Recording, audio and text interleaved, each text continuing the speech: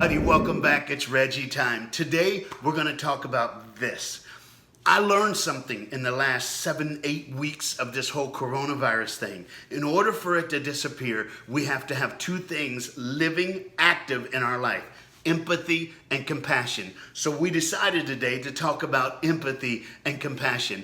The Bible is really great. The Bible is really good at this because it says this in Luke chapter 10, verse number 27. So Jesus looked at a man and says, "What do you have to do to inherit the kingdom of God?" And the man answered him, and he answered, "Love the Lord your God with all your heart and with all your soul and with all your strength and with all your mind, and love your neighbor as yourself." "You have answered correctly," Jesus replied.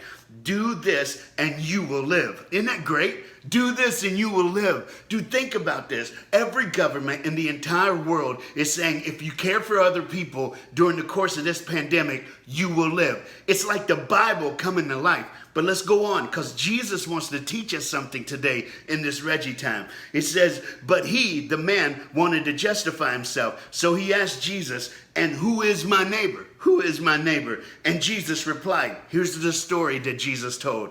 A man was going down to Jerusalem from Jericho, and he was attacked by robbers. They stripped him of his clothes, beat him, and went away, leaving him half dead and naked. Okay, now look, I just want to stop, because one, if you get beat up, it's okay. You just might have somebody who got some mad ninja skills. They might have just put a Bruce Lee on you, a Chuck Norris on you. There ain't nothing you can do about that. But when you get beat naked, you just got beat. All right, you had the beat down of your life. And that's what happened to this man. Watch this, verse 31. A priest. Now this dude preaches. He's the preacher. He's the Reggies of the world. A priest happened to come upon the road, and when he saw the man, he passed on the other side. Now, what kind of preacher won't stop and help somebody? What kind of preacher is this? Let's keep going. So, later, a Levite, he came. Now, some of you like, what's a Levite? It's like the worship leader, the praise director. He's the guy singing up front. So the preacher who's preaching the word went by on the other side. Now the singer, they're loving people. They're artists. They're going to stop. Now the Levite, he came up to the same place and passed on the other side. Oh, this brother didn't just get beat naked. Ain't nobody going to help him. But then a Samaritan. What's a Samaritan? Who's a Samaritan? Here's what the definition of Samaritan is. A common man, an ordinary guy who rises above the bigotry of his life to do what's right. A common man, an ordinary guy who rises above to do what's right. The Samaritan, he was traveling. He came by the man, and when he saw him, he had pity on him. What is pity? Compassion, empathy. That's pity. To put yourself in someone else's shoes, to care about someone, to hope for someone, to love someone. He had pity on him. When he had him, he gave him bandages for his wounds. He poured oil and wine. When he had made the man comfortable, he put him on his own donkey and he took him to the inn, where he said the next day, he gave 2 days' wages so that this man could be taken care of. And he said to the owner of the inn, "When I come back, I'll pay you the rest. Just take care of him." This is an incredible story, and it's perfect for us today. We have to care about our fellow man. We have to give hope to other people. We got to show love and kindness, mercy and grace. If we can't do that, then who are we? We have to show Jesus before anyone wants to hear about Jesus. That's what we must do. In schools, I always have this, and I love talking about empathy and compassion. One, I grew up in foster care. Somebody took me in their home. Why did that lady and her husband help me? I don't know, but they cared. They had empathy and compassion. They didn't know I would be the Reggie that's here today. They didn't know I would become who I am today. They just loved me and cared about me. I love that. One day, 3 days before Halloween, I walked in to Walmart, and I was just I just had to get what I had to get because I was thirsty and I didn't have no more bottled water. 3 days before Halloween, I get my water. I get up front. The one thing I hate about Walmart, and if you're from Australia, you don't understand. If you're from England, you may not have Walmart. It's the biggest grocery store. They got everything. You can get water and you can get a gun. In America, that's what you could do. You know what I'm saying? All the Americans are laughing right now. But this is what's crazy. When I got up front to the checkout lane, it was a long line. They had 28 checkout lanes and only one open. That's the one thing I don't like about that store. I was behind a mom and her 6-year-old son. When it was finally the mom's turn, she's putting her groceries on the belt. The cashier's checking her out. The little boy saw a sign. It said Halloween costumes, $6. And the boy went crazy. He was like, Mom, Mom, Mom, Mom, you gotta get it. Mom, please, Mama, please. And the mom said, son, look behind me. See all these people. You gotta let me get all the groceries out of the cart so that we can pay for it and they can get their stuff. He goes, when I'm done, she said, when I'm done, you just have to just wait. And when I'm done, while the cashier finishes, you can ask me any question you want to ask me. So the boy stood there like a statue. When the mom finished, she turned around and looked at her son, and the mom was crying.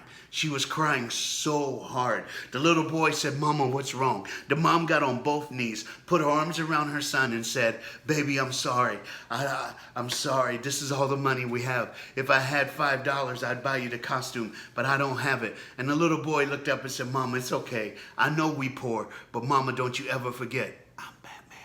You know what? I'm telling you. He hugged her. She stood up, turned around, paid for her groceries, putting her stuff in her cart. It was my turn. I put my water on the thing. She said to me, can I get you anything else? And it hit. In my mind, it hit. Something just snapped. Hey, look, you have to make yourself ready to snap. You have to be in the right place to hear God saying something to you. What did God say to me? I know it was God because I don't like giving away my money. But all God said to me was, buy the costume. Get the boy the costume. You got $5. So I said to the lady, can you run over there to that costume rack and get me a Batman costume and put it in a separate bag and I'll give it to that kid in the parking lot. She did that. When I got outside, I walked up to the lady and said, excuse me, you forgot a bag. When she looked down and saw the costume, she started crying. She said, why did you do that? I said, because your son, he's Batman. And she cried again. She got in her car and she left. I felt so good. But here's the deal. Something had to happen for me to do the story that I just told you. Number one, I had to be in this position or in the spot to care.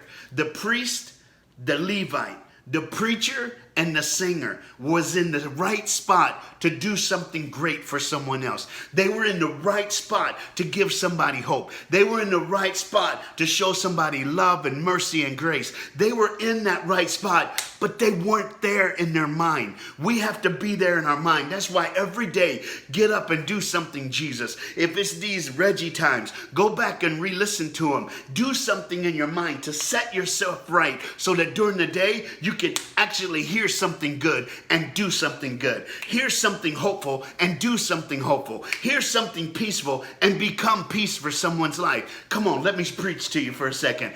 We have within us the ability to care for our fellow man, to give hope to our fellow man, to show love and kindness. All we have to do is have enough Jesus in us so that he comes out of us and we could change the world. I'm telling you right now, don't be the preacher, don't be the worship singer. Be the common man who rises above and does something great. That's our word for today. So let's go out this week and look for something great to do. You know, in schools, we have this thing called the 10 for 10 challenge. And it starts for us right now. Look at your clock. Look at your calendar. What day is it? From now to 10 days from now, everyone who watches this, you have one simple thing to do, the 10 for 10 challenge. Say it with me. Say 10 for 10 challenge. Let me explain what it is. Every day, starting today, before you put your head on your pillow tonight, you must find 10 random people to show an act of kindness, hope, and love using your words and actions only. It don't have to cost money. It could be, hey, nice shoes. Hey, nice eyebrows. Whatever you got to do to make this happen, you need to make this happen because this is what's going to make the world a better place. So not just for one day. Tomorrow when you get up is day 2. After that, 3, 4, 5, all the way to day 10. For the next 10 days, everyone who's watching this must find 10 people to show an act of kindness, hope, and love to. If we do that, then we're not just taking Reggie time to the world. We're making the world a better place. This is Reggie time. Let's do this. 10 for 10 challenge starts right now. 10 people every day for the next 10 days. We can do it. If one person does it, 100 people know there's hope and love. But if we all do it, we're going to change the world. In Jesus' name, peace.